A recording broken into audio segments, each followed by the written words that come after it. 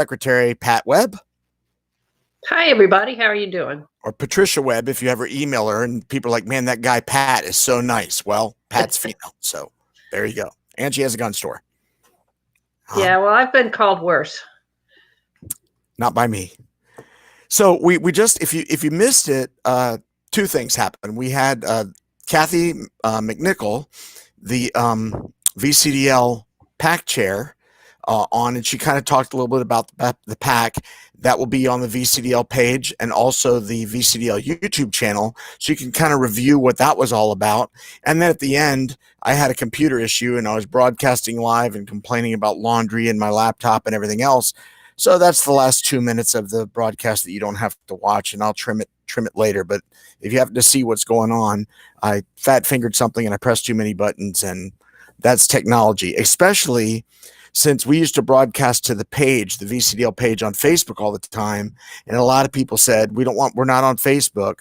So you got to broadcast to YouTube or YouTube as well, or in addition to. And our vendor opened up simulcast for us, but it's not perfect. So that's the explanation of that. So here we are, the general membership meeting, which we're having online, not only so that members across the state and even around the world and around the country can interact with us, but also because of the whole COVID thing. You can't have more than 10 in a room and everybody's got to wear a face mask and the ventilation's not good and blah, blah, blah. This way we can reach you guys directly and get the word right out to you on whatever's going on. Yeah, absolutely. So one of the things that we were talking about on the PAC simulcast is the fact that we have a new PAC chairperson and we have a vice chair now. So I'm really excited and looking forward to a very productive season upcoming. Kathy and Britton, the vice chair, both have some excellent ideas. We also have Shaq Hill is a part of the PAC. He brings a lot into it as well, and we have some other new members.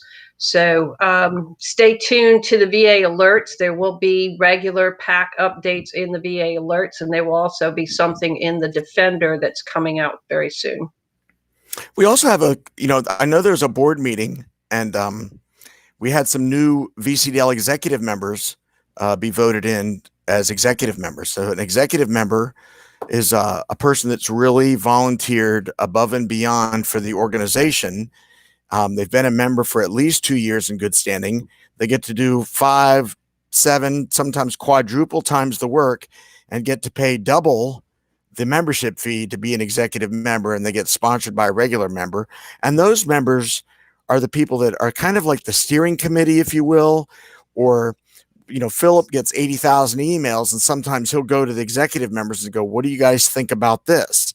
What do you think about that? And then we decide things. For example, we just started a membership committee to explore family memberships, lifetime memberships. Is it worth it? What should they cost? What should they do?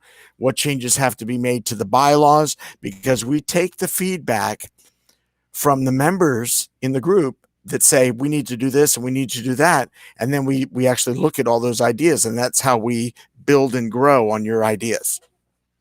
Right. One thing that we neglected to mention at the beginning of the meeting, there's that little share this video with friends link there. And at the top of the chat window, there's a little image of a person with a plus. So you can click on that and just go down to your friends list and invite people to join into this live meeting. You can ask questions in the chat box, and we'll do our best to spot them and answer them. And this will be on YouTube afterwards, so you can share it with people that don't have the opportunity to join in live. You can also listen to it while you're commuting, break up the drive a little bit. Then you don't have to look at us, even though I was telling earlier, because someone asked why I had green hair, and I was explaining that a friend of mine, her niece, 13 years old, has a brain tumor. And so and her favorite color is teal. So many of us have dyed our hair teal in her honor. And then this Sunday with St. Baldrick's, she's going to shave her heads bald. So that's why I have teal hair, if you were wondering. Normally I don't rock the teal hair, but that's why. So that Oh, answers you rock it, Ed. it, that. it does clash with your bike, though. It does clash with my bike. So, I mean, I know the General Assembly's back in session, and many people were coming to us going, what gun laws are they going to come up with, and what are they going to bring, and do we need to go down and march on Richmond? And there really haven't been anything come up that's of note that we have to really worry about, because we have teams of people that are watching every day, every hour to see what we have to do. But one thing you definitely have to do, if you're not done already, is subscribe to the VA Alert email list, which is a free email list. If you go to vcdl.org and one of the or vcdl.org/VA-alert, you can sign up for this free email list. And then when there's something that we need you to take action on, or something's happening in your neck of the woods in Virginia, we'll say, contact your senator, contact your delegate, contact your board, and tell them this. And we tell you exactly what you need to tell them. Absolutely. The other question that we get is, when are we going to march on the General Assembly for the special session? We have not called for people to go down there yet, because there have not to date been any bad gun bills. As a matter of fact, the only 2 gun bills that have been introduced were actually good gun bills. One would extend the effective date of the law that disallows online training for concealed handgun permits. It extends that out a year. And the other one would exempt concealed handgun permit holders from the local gun control ordinances that are being passed in various jurisdictions. So we'll see what happens with those. And we're keeping a close eye on the bills that are being submitted. There's no clear guidance on what the last day to submit a bill is. I think they make up the rules as they go and change them on the fly. So it's really hard to plan when there's no definitive guidance on it. But we are watching, and we will let you know if there's any reason that we need people to show up down there. In the meantime, it's really, really important to keep the pressure on the localities that have not passed the no new gun control resolutions.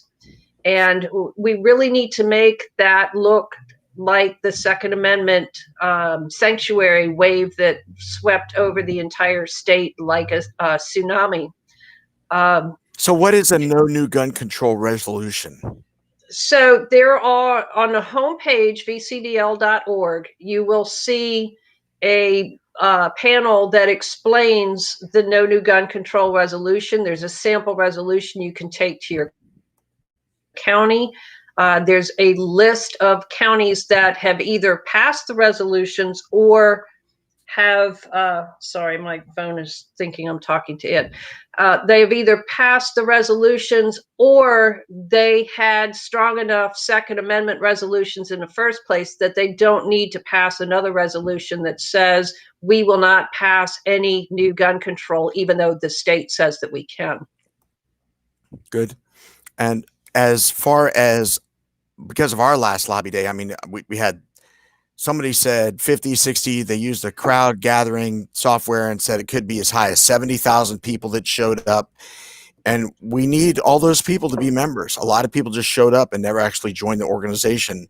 But we need your voice to be heard, not just when you're standing down in Richmond, but when we send out those alerts, and you have to contact your senator and delegate. So we still encourage you to join. We have fixed some of our membership backlog problems, and we are growing the organization so that we can serve each of you better. There's things in the news about other gun rights organizations, but nobody's fighting for your rights in Virginia like VCDL does. That's all we do. Absolutely. And people ask me also, when I donate, should I donate to VCDL or should I donate to the PAC? The answer is yes. But let me explain the differences between what VCDL can do and what the VCDL PAC can do. First off, both organizations are Virginia specific. So when you donate to either VCDL or VCDL PAC, you know it's going directly to protect your gun rights here in Virginia. The VCDL cannot, they cannot get involved in political races. They cannot back a candidate or anything like that. They are a strictly nonpartisan organization, 501c4, not a C3, so that your contributions are not tax deductible as a charity.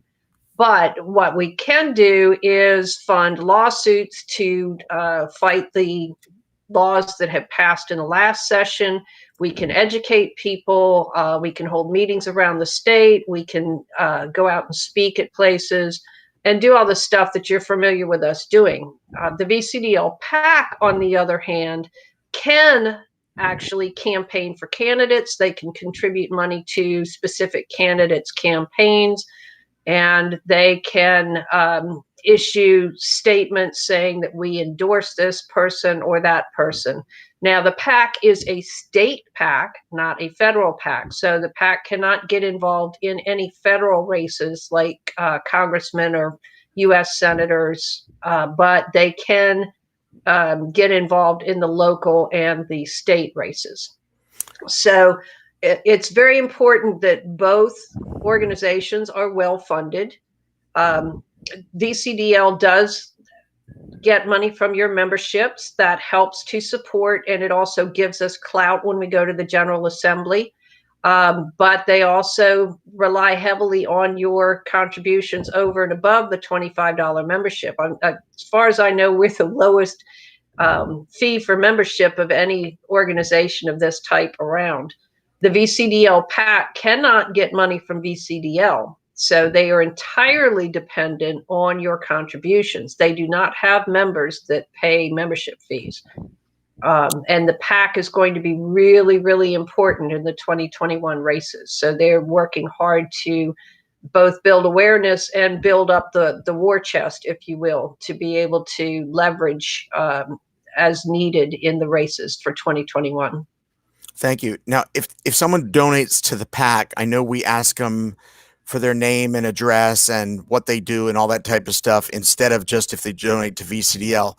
That's because that's a law that they provide that, right? It is. So we are required by law to collect that information. We don't do it just because we want to. We do it because the state election laws say that we have to collect. We cannot take anonymous contributions. We have to get the person's name, their address, their occupation, which is what they do, not their position, and their employer and their employer's principal place of business. That information is not made public unless the annual contributions total more than $100. So if you make 3 $25 contributions during the 2020 year, then that information is not made public. If you make 4, it's not made public. If you make 3 $25 contributions and one for $25 and a penny, then it will be actually made public. And that's on the State Board of Elections website on our quarterly reports. Okay, thank you. Let me answer George real quick. George Perez says, is there anything they're going to try and sneak in during this special session? Hey, George, you tell us.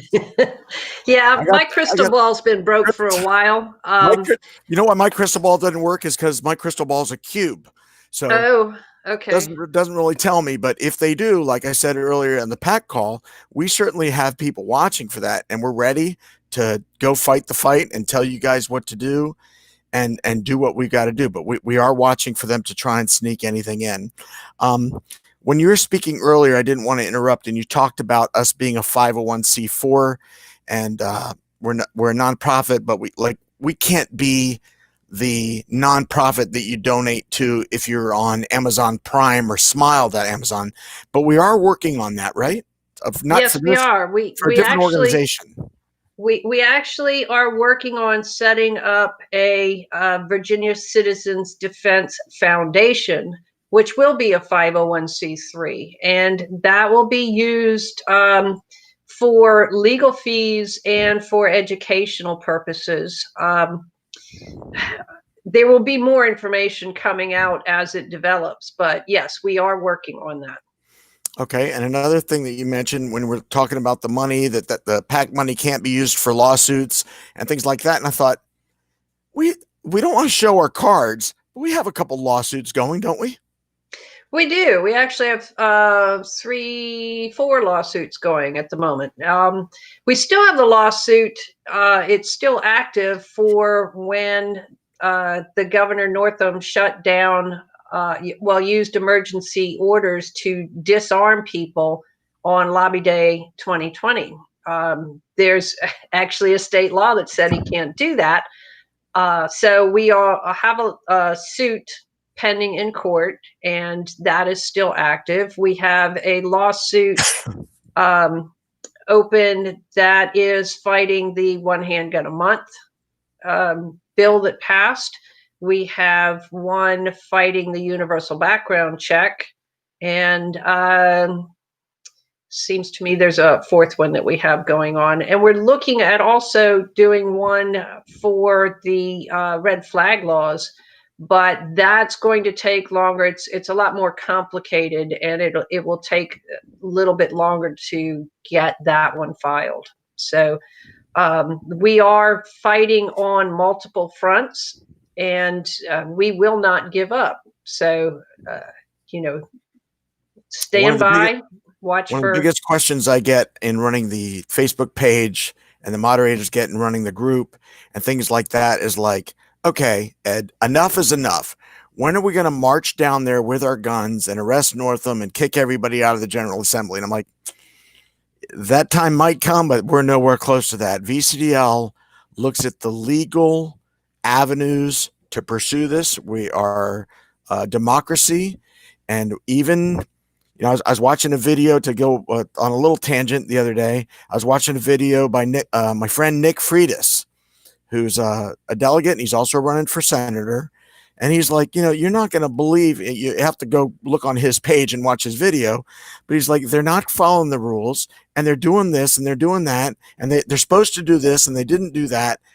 There's some turmoil down there, and we don't want to add to the turmoil except in the legal fashion that we do.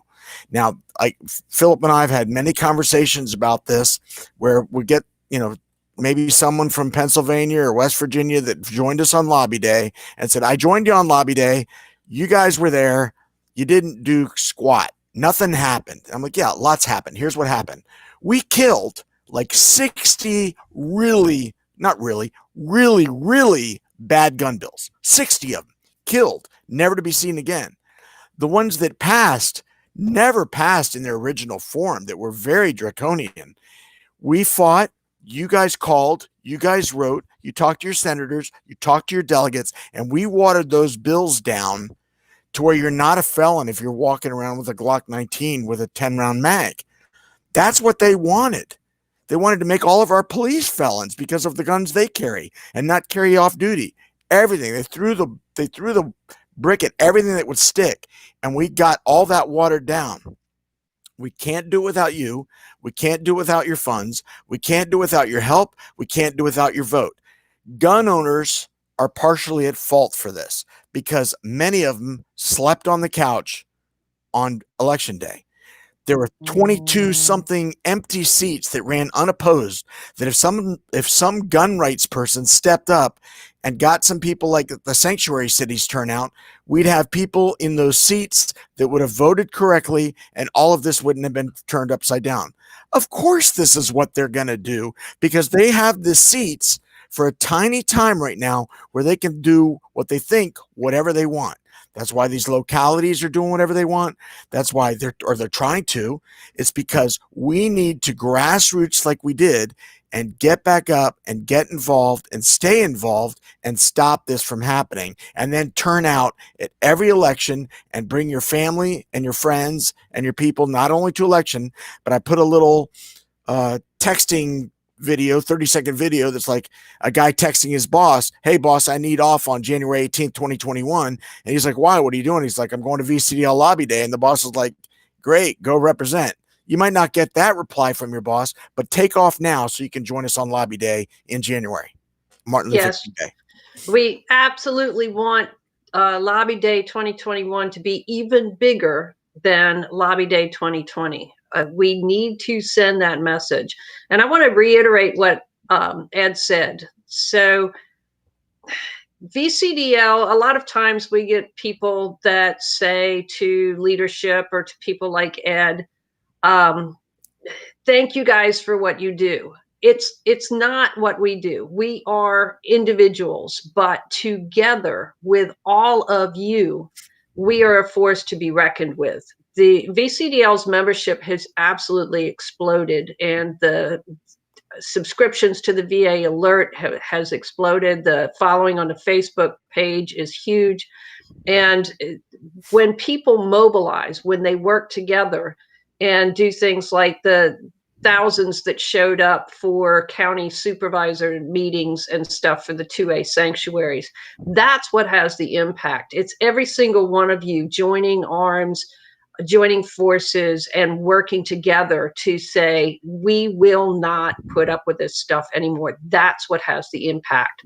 So VCDL is not a board, and it is not a handful of executive members.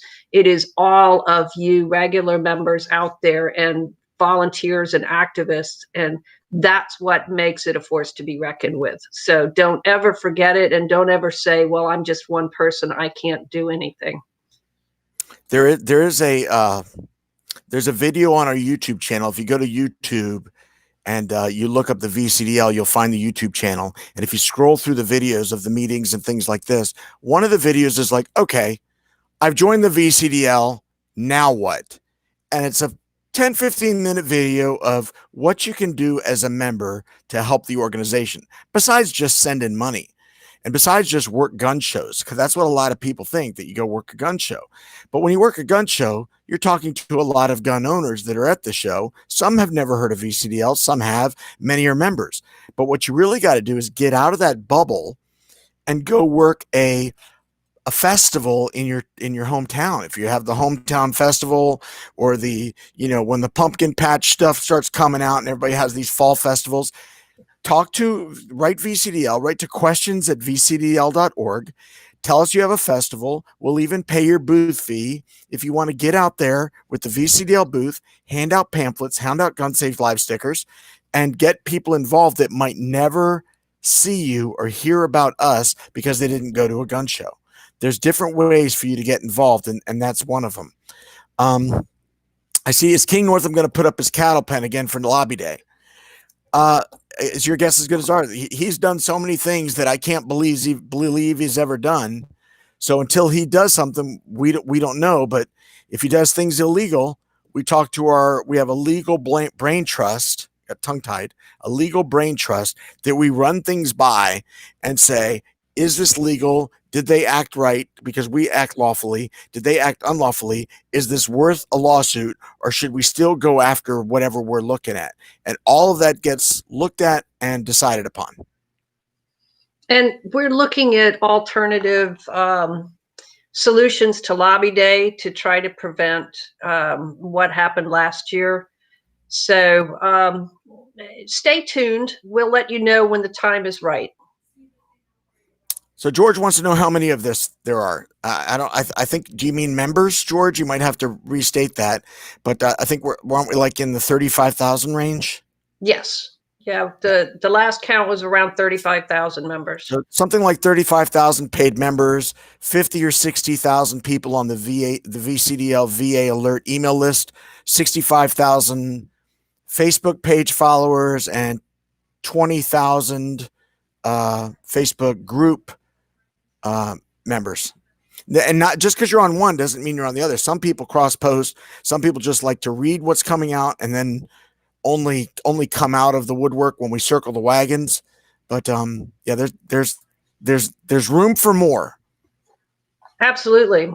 And, with the number of permit holders and gun owners in Virginia, we should be triple that. We really should. Again, $25 a year for membership. And there's a lot of businesses around that give discounts when you're a VCDL member. So you can get that back very quickly in value. A lot of the Second Amendment, well, the concealed carry legal plans give discounts and give a kickback to VCDL when you join and tell them you're a VCDL member. Ed's been working on getting other organizations involved. I won't spill the beans quite yet, but stay tuned. We're looking at some other pretty pretty exciting discounts and programs for members, some of which will be available only to members. As a matter of fact, one organization we're talking to that's offering deals said they can't even get the deal themselves as an employee that the VCDL members are going to be offered. So that's quite interesting. So stay tuned. Yeah, basically, without, like what Pat said, without spilling the beans, let's say you buy this product or service for a couple $100, $200 or $300, but you saved 80 because you bought this product. Well, that $180 more than pays for 3 years of VCDL membership. So it pays you to be a VCDL member because some of the discounts you get. And like Pat said, we're going to launch something that you'll find out that besides when you join the VCDL for $25, besides getting the card that you get in the mail and a Gun Save Live sticker and a pamphlet, you're going to get some more beyond that really makes it a value add to be a VCDL member instead of just on the alert. We love you on the alert. We love you calling the senators and delegates. We love you staying informed, because a good informed VCDL person is helpful to our cause. But we want you with us, because when Philip goes down to Richmond and talks to these lawmakers, he wants to say, don't do this because I'll pick up the phone or I'll tweet this out and I'll have 100,000 of our members do or say this. He can't do that now because it's 35,000 members. And I don't know, and thank God Philip's not on the call right now because he would correct my figure, but there's something like 658 to 800,000, something like that. It's all sealed up now, so I don't know the actual number, but it's in the hundreds of thousands of concealed handgun permit holders in Virginia before they locked down the databases and we couldn't count it and whatever else. Even the low number, let's say it's 400,000. So that's 400,000 concealed carry permit holders, not counting all the people that don't have a permit that have guns and are gun owners. So why aren't there at least 400,000 VCDL members? Every one of those people that could lose their rights need to be out there voting, need to be members, need to get their family, friends, and neighbors all involved and voting for this. This is a train that's not going to stop. It's not going to be one election. I voted. Okay, I'm good to go. This is a constant fight, just like the antis are. They're constantly organizing, constantly showing up at meetings, constantly showing up at board of supervisors, and doing everything they can to shut you down. And we don't want that. So when you go to the range and you're talking to your buddies at the range, ask them if they've heard of VCDL. I'm always amazed at how many times people say, no, I haven't heard of that group, or, well, I might have seen them at a gun show, but I never really paid much attention. So get the word out there. If you want some membership pamphlets sent to you, send us a note. Send it to questions@vcdl.org and ask for a specific number. Give your name, address, and phone number in case there's any questions we have. And we'll be happy to send you some membership applications so that you can share them with people. This is a fight for our lives, so we've got to really work hard at getting as many people educated and involved as we possibly can. Also, something Pat said, so we have a couple plans. First of all, you can go to vcdl.org and click on gear, and you can get VCDL shirts, VCDL challenge coins, all types of tchotchkes and stuff to display your organization. This is your organization that you can display the logo.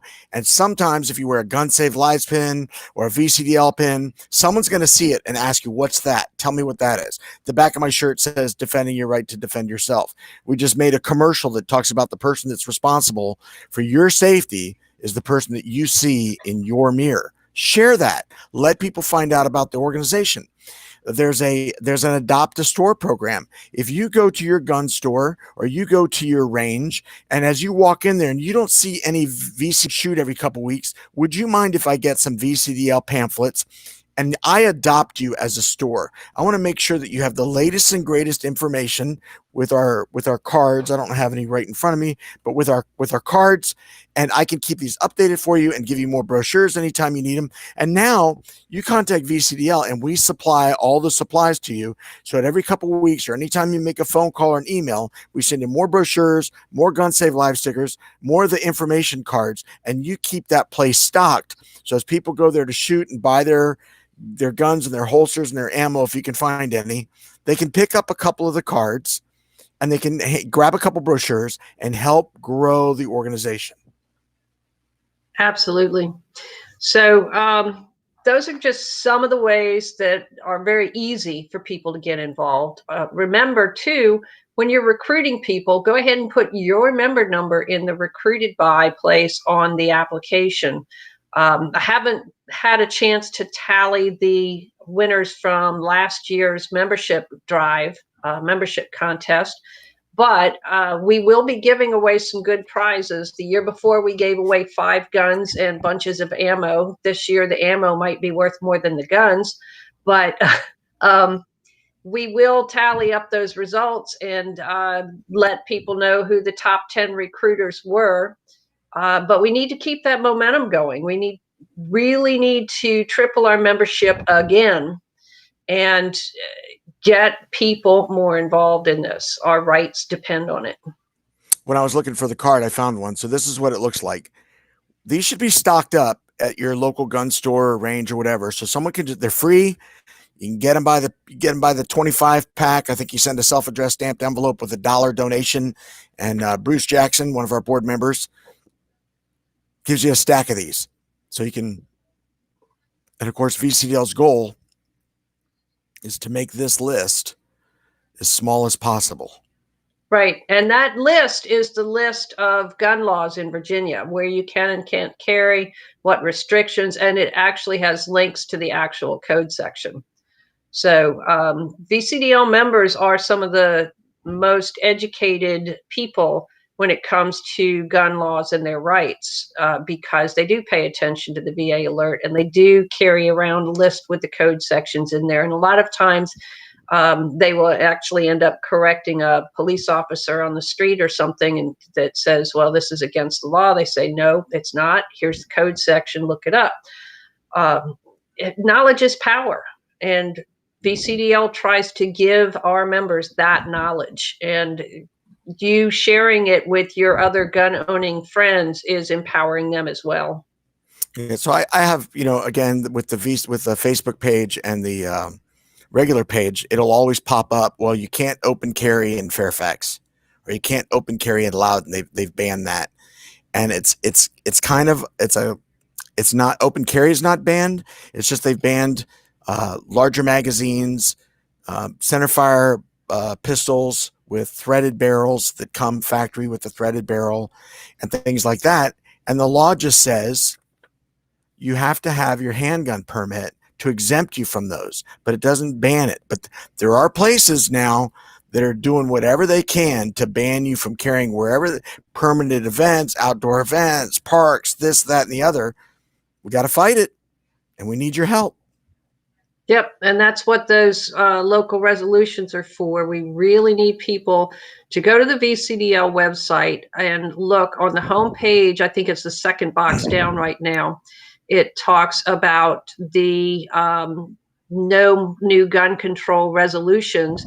There's a list of the counties that have either passed resolutions or their Second Amendment sanctuary resolution was strong enough that they don't need to pass a second one. And then there's also a link where you can find a sample resolution. Some of them are custom tailored to specific jurisdictions, I believe, but you can take that to your local board of supervisors or city council and urge them to pass that resolution. If they won't bring it up themselves, then go to every single council meeting and stand there at citizens' time and say, this is what I'm asking you to do.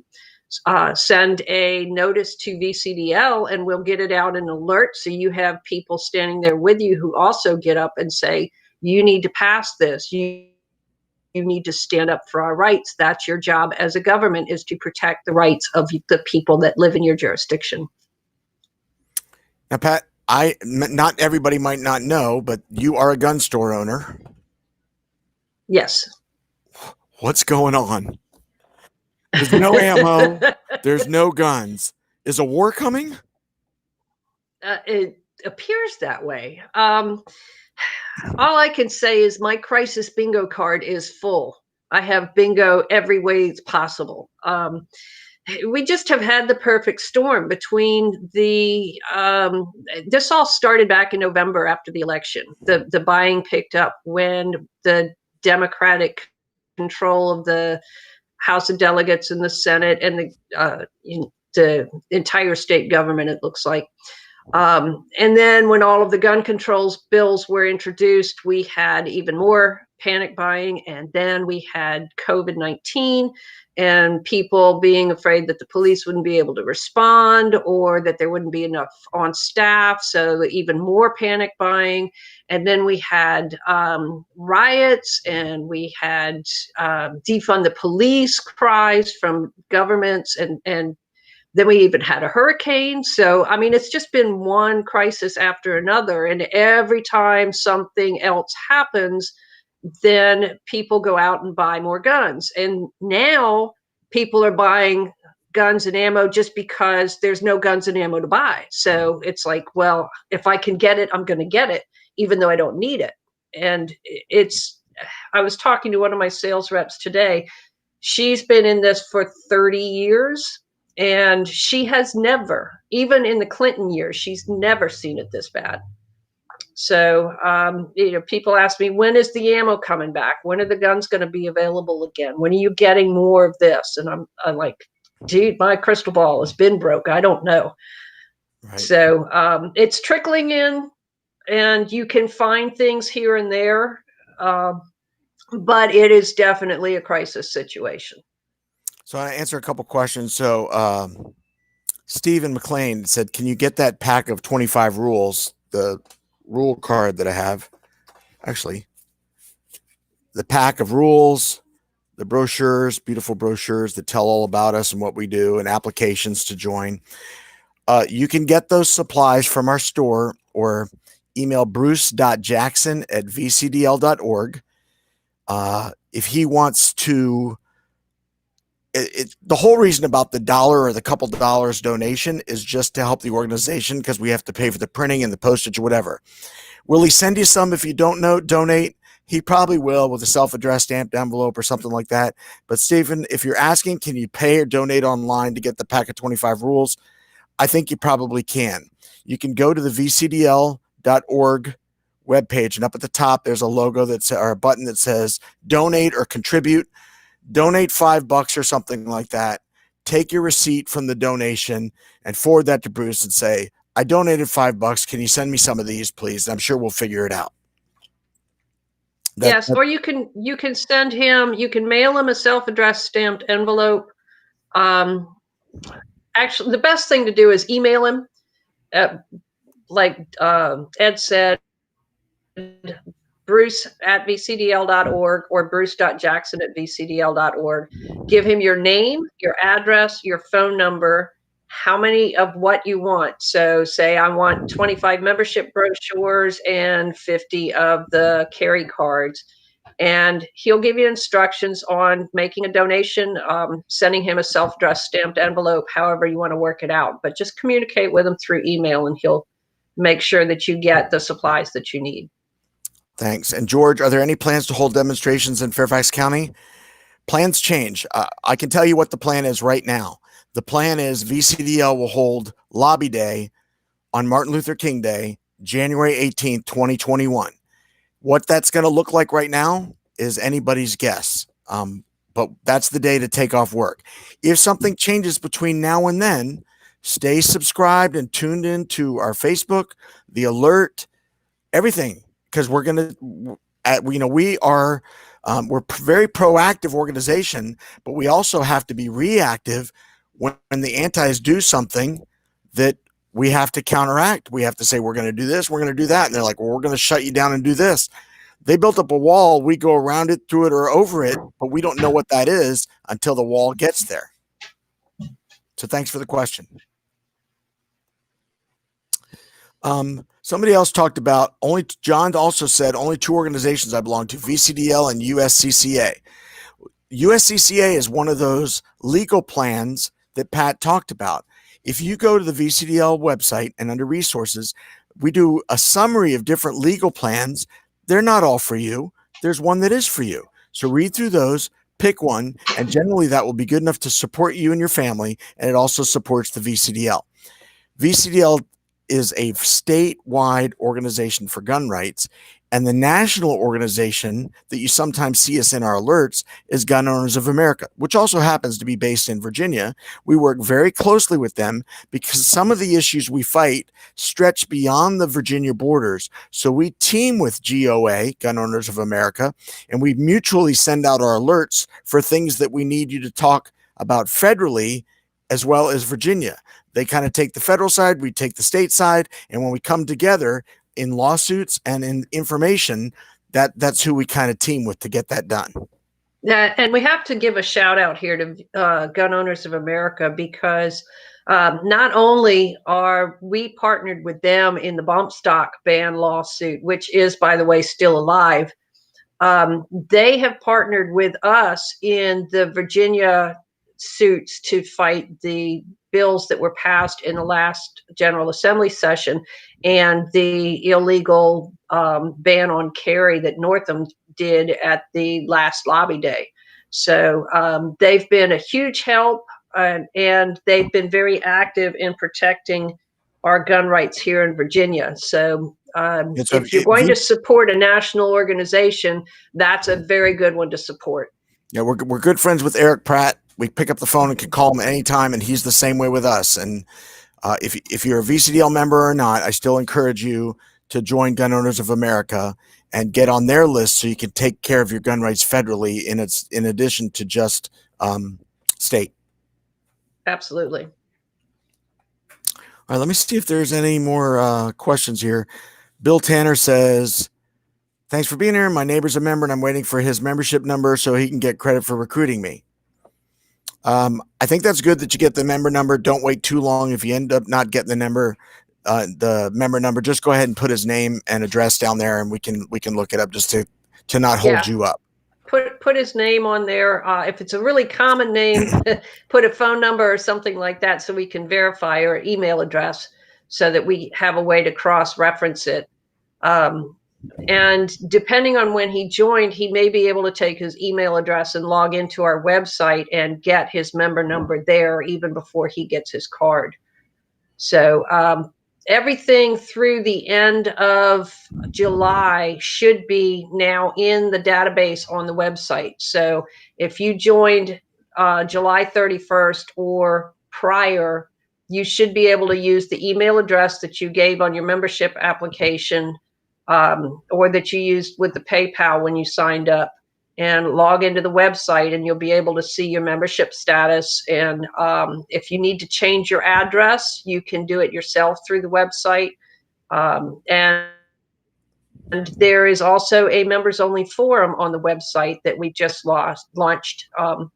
And Ed's probably cursing me silently behind his breath there, because absolutely not. I wasn't sure if he was ready to announce that yet. Oh, that's fine. But the more ways we have that we can reach out to members and they can reach out to us, we're welcome to have them. And so we're not only on Facebook, and we have the YouTube channel, which is more one way, but we have Twitter, we have MeWe, we're on Parler. Not everybody likes Facebook, and there's also people that don't want their name on Facebook saying, hey, I'm in this organization, I'm a gun owner. So once you get inside the vcdl.org webpage and log in, like Pat said, there is a member form where you might want to ask a question that you don't want 60,000 possible non-members or press or your neighbors viewing. So you can ask other members that are also members and not just somebody that are in a forum together. So there's a place and a spot for everybody to communicate and find out what you need to know. Yep.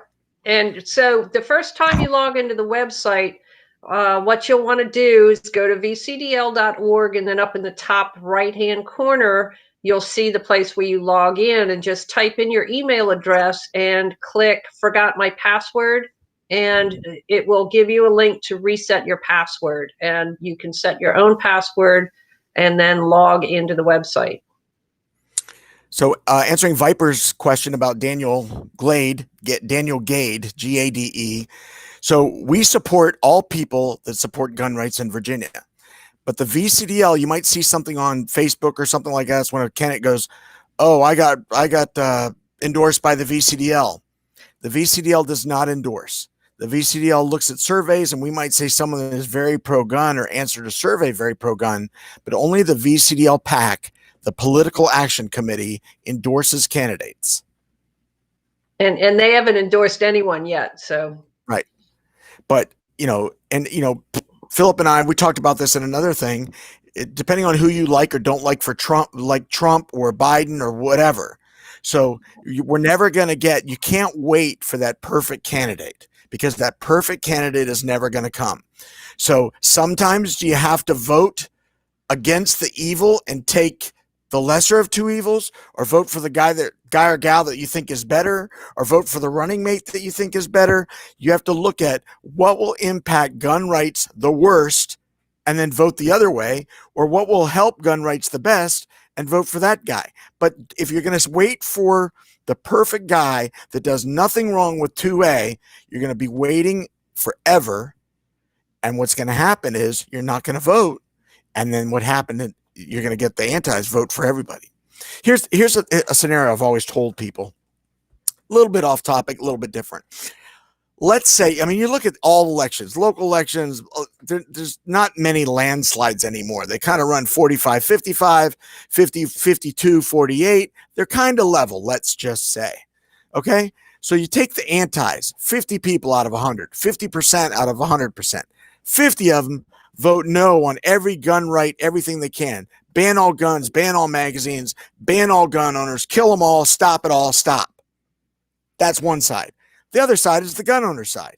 You've got the collectors, you've got the hunters, you got the tactical beardsmen, you got the target shooters, and then you got the home defense people. Those 5 groups make up the other 50%. This 50, the antis, vote all the same all the time.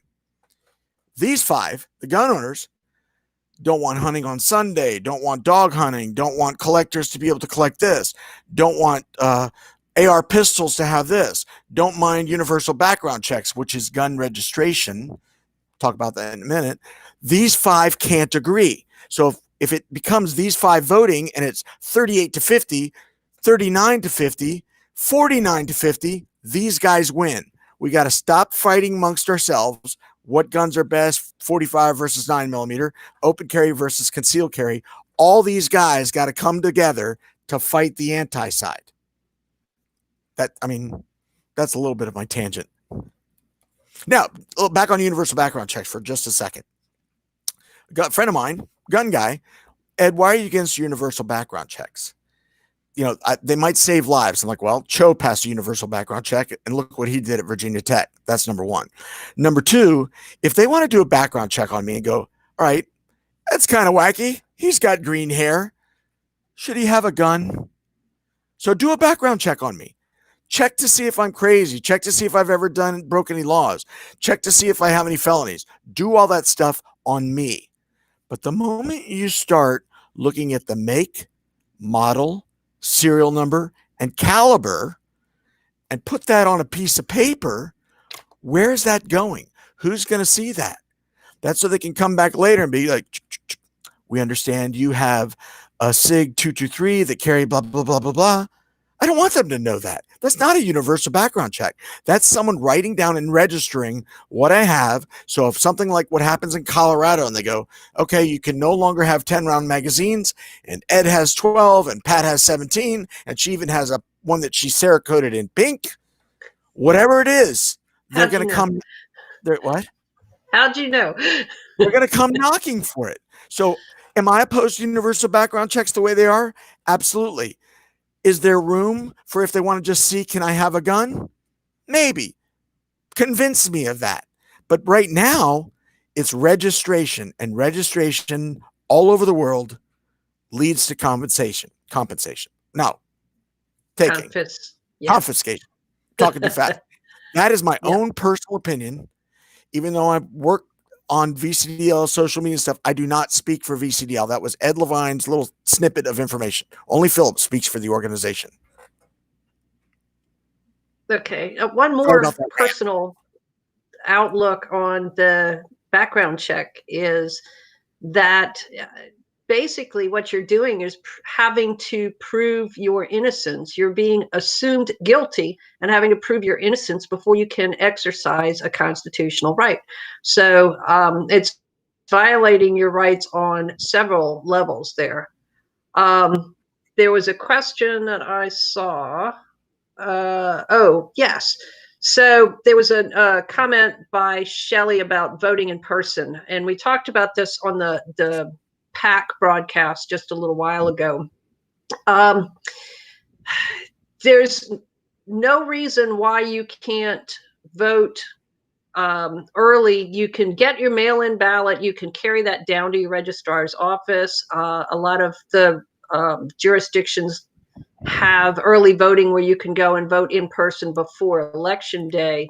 But there have been some unverified claims that some people are getting mail-in ballots for other people besides themselves and then sending them in. And then the people will go to the polls and find out that they have already voted because somebody has voted for them.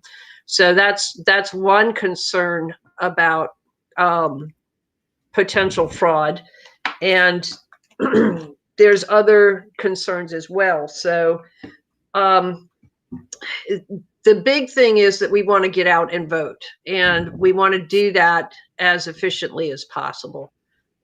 But George, I'm sorry. Go ahead, Ed. I'll just say, George, yes, there's plans, but with, we meet in public spaces.